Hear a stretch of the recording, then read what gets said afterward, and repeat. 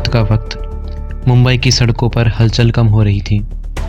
बारिश की हल्की फुहारें सड़क पर गिर रही थी और एक होटल के कमरे में बैठा एक आदमी अपनी आखिरी फैसले की ओर बढ़ रहा था।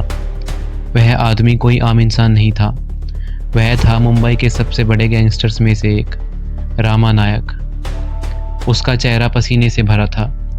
उसने बंदूक को टेबल पर रखा और खिड़की से बाहर झांक कर देखा। दूर एक काली जीप धीरे धीरे होटल की ओर बढ़ रही थी। मुंबई पुलिस उसे घेरने की तैयारी में थी। उसने सोचा, क्या वाकई मेरी ज़िंदगी यहीं ख़त्म होने वाली है? लेकिन सवाल ये है, आखिर रामा नायक यहाँ तक पहुँचा कैसे? कौन था ये शख्स जिसने मुंबई के सबसे बड़े डॉन दाऊद इब्राहिम तक को टक्कर दे दी थी? और कैसे उसका अंजाम बाकी गैंगस्टर से अलग नहीं हुआ? आइए इस खतरनाक सफ़र पर चलते हैं, जहां अपराध, धोखा, दुश्मनी और मौत सब एक साथ जुड़े हुए हैं। लेकिन कहानी में आगे बढ़ने से पहले अगर आप इसी तरह की और भी वीडियोस देखना चाहते हैं तो हमारे चैनल को सब्सक्राइब कर नोटिफिकेशन ऑन कर लें। मुंबई के लाल बाग और वाडला की झोपड़पट्टियों में जन्मा रामा नायक बचपन से ही अलग था। जब बाकी बच्चे स्कूल जाते थे तब वह सड़क पर घूमता था, लड़ाई झगड़े करता था और पैसे कमाने के आसान तरीकों को तलाशता था। उसका पहला अपराध मात्र 14 साल की उम्र में हुआ, जब उसने अपने दोस्तों के साथ मिलकर एक दुकान लूटी थी। इस छोटी सी वारदात के बाद उसकी पूरी दुनिया बदल गई। रामा नायक अब धीरे धीरे लोकल बदमाशों के संपर्क में आ गया।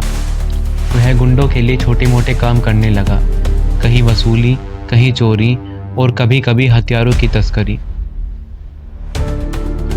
1970 का दशक मुंबई अंडरवर्ल्ड के लिए बहुत अहम था। हाजी मस्तान, करीम लाला और वरदराजन मुदलियार 3 बड़े डॉन बन चुके थे और पूरी मुंबई इनके इशारों पर चलती थी। रामा नायक ने इस माहौल का फ़ायदा उठाया।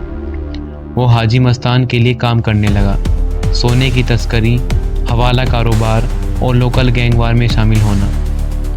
लेकिन जल्द ही वह अपना खुद का गैंग बनाना चाहता था। इस दौरान एक और नाम मुंबई के गैंगस्टर में तेज़ी से उभर रहा था, दाऊद इब्राहिम। रामा नायक और दाऊद दोनों ही अपनी ताकत बढ़ाने की कोशिश कर रहे थे। दोनों एक दूसरे को रास्ते का कांटा समझते थे। उसके बाद हुई गैंगवार की शुरुआत। 1982 में दाऊद के गुंडों ने राम नायक के साथी रवि सेठ को मार डाला।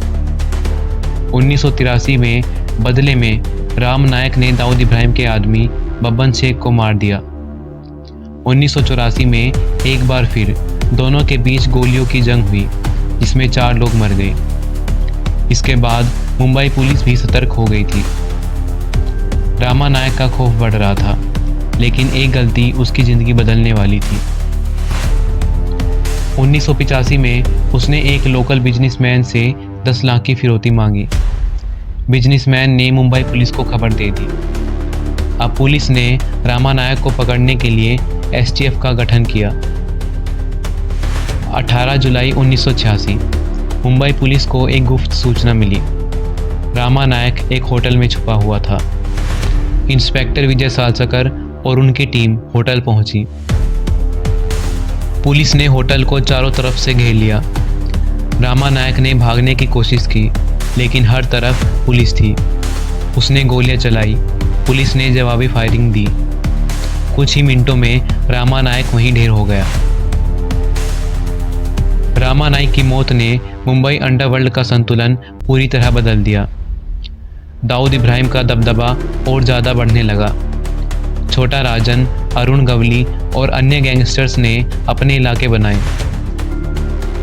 पुलिस ने एनकाउंटर के लिए एक स्पेशल टीम बनाकर क्राइम ख़त्म करने का मिशन शुरू किया। रामा नायक ने मुंबई पर राज करने का सपना देखा था, लेकिन अपराध की दुनिया में दोस्त भी दुश्मन बन जाते हैं। हालांकि उसकी कहानी हमें बताती है कि जुर्म का रास्ता हमेशा मौत की ओर ही जाता है। अगर आपको यह कहानी पसंद आई तो वीडियो को लाइक करें और इसी तरह की और वीडियोस के लिए हमारे चैनल को सब्सक्राइब करें।